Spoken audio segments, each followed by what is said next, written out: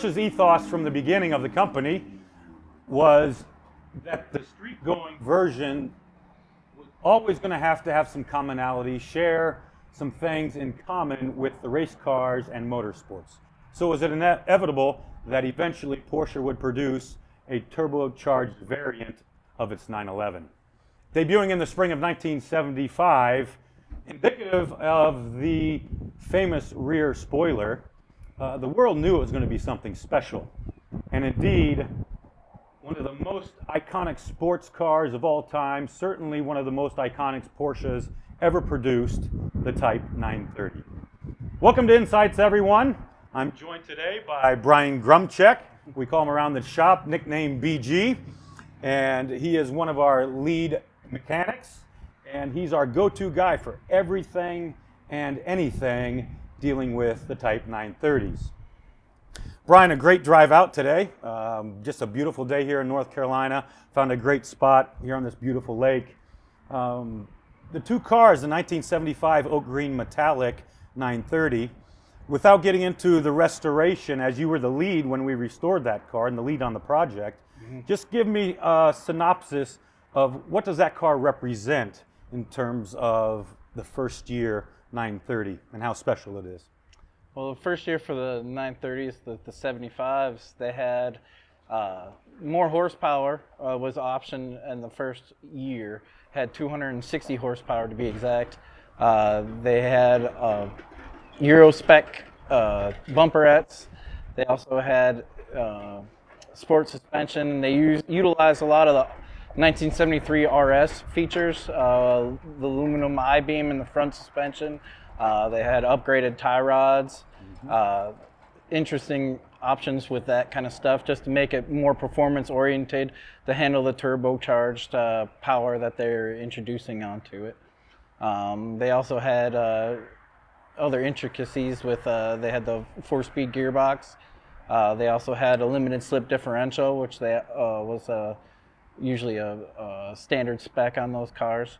And they had a wide body kit, which gave it more of a stance, and wider tires gave it more of a sporty handle and feel compared to the regular 911s. Sure, and more particularly, that Oak Green car that we're looking at across the way, option-wise, color-wise, why is it uber significant? That one, they didn't have too many Oak Greens in the 75. They only had 5 of them, if I remember right. The other option on that had sport seats, which was a rare option. The CB lights also, that one had super cool. Yeah, which is a very cool option on those. Yeah, and similar to the platinum metallic car. I mean, it looks very gold, right? The official color is platinum metallic. Yes. It's a 1976 930. So some differences, some similarities. Obviously, still that first generation 930. The platinum metallic 930 is in inventory. And also the options on that car: sports seats, sunroof, uber rare, that right? was super rare, yeah. Headlamp washers, AC, all that stuff, and just we're lucky today just to be able to drive these super, obviously first year and second year 930s, yes. But within that first gen, super significant 930s. Yes. A little bit deeper into the Oak Green car. Let's not beat a dead horse and talk about the turbo leg of these early turbos and how they were dubbed the Widowmaker and perhaps, yes, they made them for a long time. They made a lot of 930s for 14 years, right? The last year being in 89, and the Over talked about they're great cars in 89. They put a 5-speed in those the last year. But more importantly, through the restoration project of the Oak Green 75, go a little deeper into the overall experience, the timeline, what the restoration process was like, what our process is like at Roadscholars. You live with your car. That was your dreams, both good and bad, for what, 2-3 years of your life, right? Yeah. Restoring that car. So just dive into a little bit of that and talk about that process. A lot of man hours just researching for correct plating and correct hardware and just the correct finishes on even the undercarriage, which most people don't see, and we actually go and put the correct overspray patterns and use the correct gauge of undercoating, I guess you could say, where it have a heavier spray, and some people do a lighter spray. The plating on the frames for even the windows, mostly you could buy it nowadays, it's powder coated, which we didn't want that. I sourced a place in Michigan that actually does the correct anodized finish on it, so it will fade out eventually and give it the same purple anodizing that the original finish had from the factory. A lot of people don't do that, they just go with powder coated window frames. So I mean, just little aspects like that we like to put back into the cars because it makes it that much more original than if it was just restored by a cookie cutter place, I guess you could say. We go that little bit extra, make sure everything's correct. Yeah, sure. So when we're apart, and we're very fortunate as a team at Roadscholars, right? I don't necessarily get my hands dirty. I'm not standing on cars restoring them, but we're all under the big umbrella. Talking about the parts and the plating and going through the extra mile to get those authentic bits, is that a difficult thing to do? I mean, a lot of people know it's hard to source parts and things, but exactly how hard is it? What on that car was really hard to source from a first year 75 930? What was almost impossible unobtainium? Unobtainium would be the wiper motors, or the headlight washer motor. They do not make those anymore, and it's very hard to come by. If you could find one, they're usually broken. It's very hard to find one unbroken. What else? The AC lines are very hard to source using the factory style fittings. They're almost nearly impossible to find correct style AC lines for those cars. So when you started cataloging it and deassembling, the Oak Green 930, did we have those? Did we have the washer pump? Did we have AC lines? That one I believe we did, but it was damaged, and I had to actually source one. Got very lucky finding some in Europe. They had a couple places in Europe we found some, but they're very hard to come by. And I think I know the answer, but overall, how many hours went into that restoration? Oh man, a lot. I can't remember truthfully. I'll say over a couple thousand, probably. Several thousand hours over a span of, was it 2.5, 3 years? It was about 3 years, About 3 years. Yeah.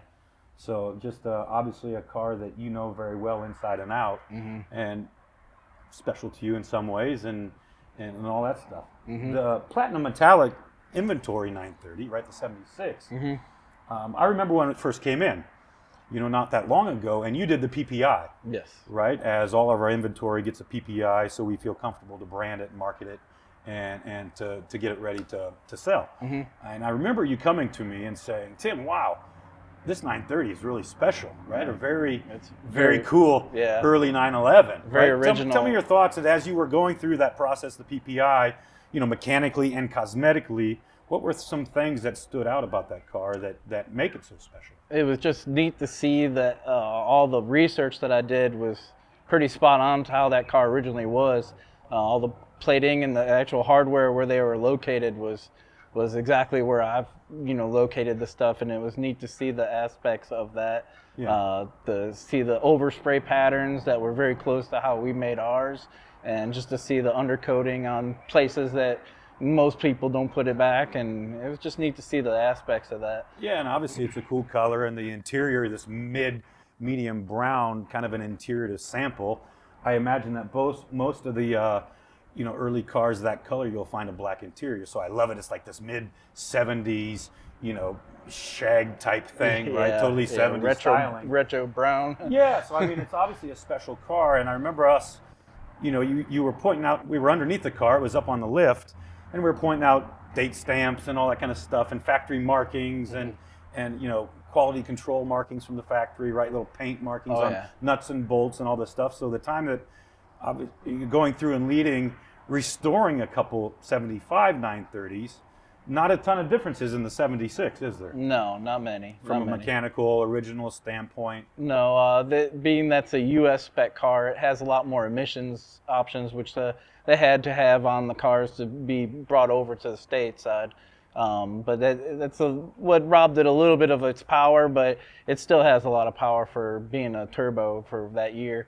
It still has as much as it needs. Yeah, for sure, 100%. You already mentioned that, the first year, 75, Yeah. right, the cars had 260 horsepower. Yeah. But rest of world delivery only, right? They Yeah. didn't get delivered to the U.S. Yes. So the standard car, the 3-liter, when they produced just the naturally aspirated version, had 200 horsepower. Yeah. Right, so 60 extra horsepower in 75. Yes, the U.S. cars, first year they came in were 76 and more restricted. Yeah. But like you just mentioned, still plenty of Still had plenty of 245, power. 250 It was horse, 245. 245, and Yeah. I was noticing because I drove the metallic car out, how big the red line is. Right, Oh, I mean yeah. they carry up and just an Yeah, about absolute 75. Yeah. yeah, just a thrill to drive. And I think a lot of people get accustomed to driving these newer turbos, even in the 964 era, 993s, and the new ones, Porsche's still producing and feel all this great power. This is the first, right? It was about the driving experience, right? And we had a great time coming out, and we're going to switch cars on the way back. Oh yeah. But it's been a couple years, about a year and a half, almost 2 years, since you've seen the oak green car. So getting reacquainted with it today, has our restoration held up? Does it still feel good? What are your personal feelings just driving the car after it was your blood, sweat, and tears, for 3 years? I think it's nice because it actually is still handling very well. It handles just as well as it was when I finished it. It handles nice and drives good, shifts good. I mean, it's neat to see that it's still still good, fresh feeling. Compared to that car, I drove the Platinum one also, and it handles awesome for being with the age on it and having still most of its original parts. Still handles pretty much the same, truthfully. Yeah, it's a highly original car versus a restored car. Yeah. Do you feel much difference Not in terms much. of mechanicals, or is the car that's never been taken apart, the platinum metallic, does it feel different than the restored car? Vice versa, or is it tighter, or is it steering tighter? Does it accelerate better? And So I have to say the oak green is probably a little bit tighter just because it's fresher stuff on it. But being that one's low mileage, it's not as worn as a high mileage car. But it's still pretty tight, I would have to say. It doesn't feel too far off. It's just all original, that's all. It's not been restored, I guess you could say. Yeah, for sure. Well, in a synopsis, Bryan, give me one word. Give me that one word for you if you think about 75, 76, 77, those early pre-intercooled cars, 930s. The chassis, the cosmetics, the mechanics, the interior, transmission, the engine. One word would describe it? What does the 930, those early 930s encompass for you? No, I think it's just style. I like the way that the styling looks of them. I think they look way different to me than the 911 because they're wider, and the whale tail for sure is just the key to like speed. It looks fast, just sitting there. Yeah, it feels really fast, right? Yeah. Certainly for the mid 70s, right? I mean, Oh, it was one of the fastest production cars of its time. Certainly German production car, and literally, yeah, I agree with you. The one of the most iconic looks. Following you, coming here, when moving down the road, it's so sexy that the hips, everything that everybody knows and loves about a 930, is going to last for decades. Yes. Right. Oh yeah. Thank you for taking time today. Right.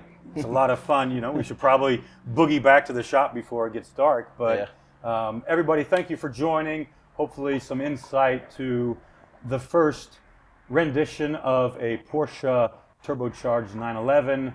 One of the most iconic Porsches ever built, probably will ever be produced, the Type 930.